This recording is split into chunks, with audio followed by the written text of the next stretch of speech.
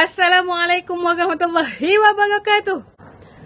Okey, so jadi pagi ni Kak Tin nak menjawab ulang kaji kita bersama dengan Circle DMM Januari 2021. Okey, so kali ni Kak Tin nak menjawab beberapa soalan daripada Ahmad Albab. Okey, sebelum ni Kak Tin dah ada buat kiraan magic number untuk beliau. Okey, tetapi yang itu Kak Tin buat anggaran untuk quantity agent dan juga mini stokis. Terbelit-belit lidah. Okey, mini stokis. Jadi kali ni dia dah beri info yang detail. So jadi Kak Tin buat lagi sekali magic number untuk Ahmad Albab. Okey, tapi sebelum tu Ahmad Albab ada tanya Kak Tin berkenaan dengan magic number ni. Kenapa kita kira jualan? Kenapa kita tak kira keuntungan? Okey, di dalam bahasa akaun biasanya kita memang rujuk sesuatu performance company melalui kita punya jualan. Okey, sebab keuntungan ni itu adalah kiraan dalaman kita. Sebab ada setengah-setengah bisnes dia punya keuntungan tidak besar tetapi dia punya sale besar. Ada setengah orang dia produk dia mahal. Contoh welding. Sekali buat beribu-ribu. Tapi keuntungan dia mungkin tidak sebanyak dia punya jualan. Katakan kita ambil 10% ke 20%. Contoh. Tapi kalau kita jual produk yang kecil-kecil ni, kadang-kadang keuntungannya lebih besar. So jadi kat situ dia susah bila kita kiraan dalam keuntungan. Sebab keuntungan ni dia tidak menunjukkan kita punya performance company. So jadi biasanya bahasa orang bercakap adalah merujuk kepada sale. Tapi tak salah kalau Ahmad Albab nak kirakan 1 juta keuntungan yang pertama buat Ahmad Albab. Tak ada masalah. Yang itu satu. Dan yang kedua soalannya adalah kenapa kira dalam masa 12 bulan? Kenapa tak kira sebulan? Tak ada masalah untuk Ahmad Albab. Untuk Ahmad Albab yang dah biasa membuat jualan jutaan ringgit sebulan, tak ada masalah. Boleh kira untuk sebulan. Okey, ini kita cerita untuk mereka yang tidak pernah mencapai 1 juta pertama mereka. Tak pernah capai 1 juta dalam kehidupan mereka. So jadi kita nak buat kiraan macam mana nak dapatkan 1 juta yang pertama dalam masa 1 tahun. So jadi kalau kita nak buat kiraan untuk sebulan boleh. Tapi kuantiti per hari yang kita perlu capai dia tinggi. Untuk orang yang sudah sale dia dah mantap, dia dah ada team, dia dah ada maknanya dia punya bisnes dah bagus, okey boleh buat kiraan macam ni. Kiraan magic number ini tidak tetap. Maksudnya bukanlah kita buat tu itulah benda kuantiti yang perlu kita capai. Tak, benda ini fleksibel. Kita boleh kira dan kira lagi.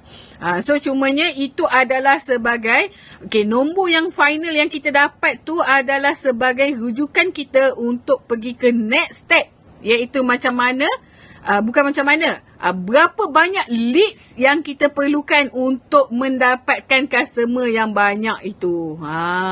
Okey, so jom tengok macam mana kiraan baru untuk Ahmad Albab untuk mencapai 1 juta pertamanya. Okey, jom tengok Kak Tin buat calculation. Okey, so jadi Kak Tin dah siap-siap tulis kat sini tadi sebab senang untuk Kak Tin rujuk. Yang ini RM40 adalah harga jualan, RM28 adalah untuk harga ejen, tetapi dia kena ambil 30 unit. Harga mini stokis adalah RM25, dia kena ambil 50 unit. So Kak Tin jumlahkan dahulu. Kalau 28 darab 30 adalah 840. Yang 25 darab 50 bersamaan dengan 1250. Okey, so jadi lagi senang kita nak buat magic number. Okey, magic number ni kita kira untuk 1 juta yang pertama. Okey, seperti biasa 1 juta bahagi dengan 12 bulan. Ni kira kita genapkan lah 84,000. Sebenarnya dia 83,000 something. Okay, so kita bahagi dengan harga jual hari tu kita dah kira. Okay, sekejap Kak Teh buka. Okay, yes. Yang ini. Okay, Kak Teh tunjuk balik yang hari tu. Okay, yang kita dah bahagi dengan 40 tu, kita dapat 70 unit sehari. Sehari. 70 unit sehari yang perlu Ahmad Albab jual. Okay, so kali ni kita kira pula untuk harga ejen.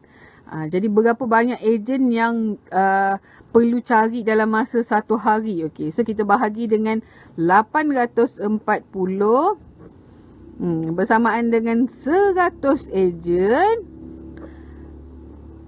Okay, 100 ejen dalam masa sebulan. Jadi dalam masa sehari kita perlu dapatkan dalam 3.3. Kita ambil 4 lah.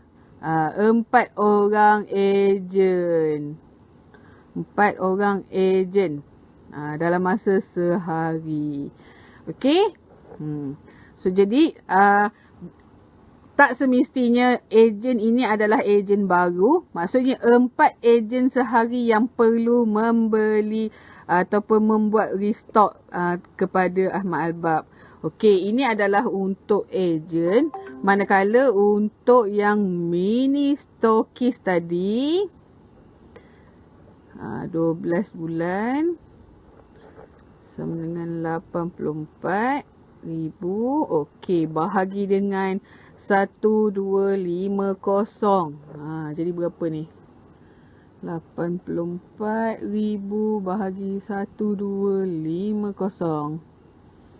Okey, jadi lebih kurang dalam 67 mini stokis dalam masa sebulan. Oh, tak nampak rupanya. Dalam masa sebulan kita bahagi dengan 30 hari. So jadi plus minus dalam 2 orang mini stokis yang perlu membuat restock dalam masa sehari, ataupun 2 mini stokis yang perlu membeli. 2 mini stokis baru ataupun yang sedia ada. Okey, so jadi nanti Kak Teh akan buatkan video yang sambungan dia adalah video berapa banyak leads yang kita perlukan untuk dapatkan mini stokis ataupun ejen ini. Okey.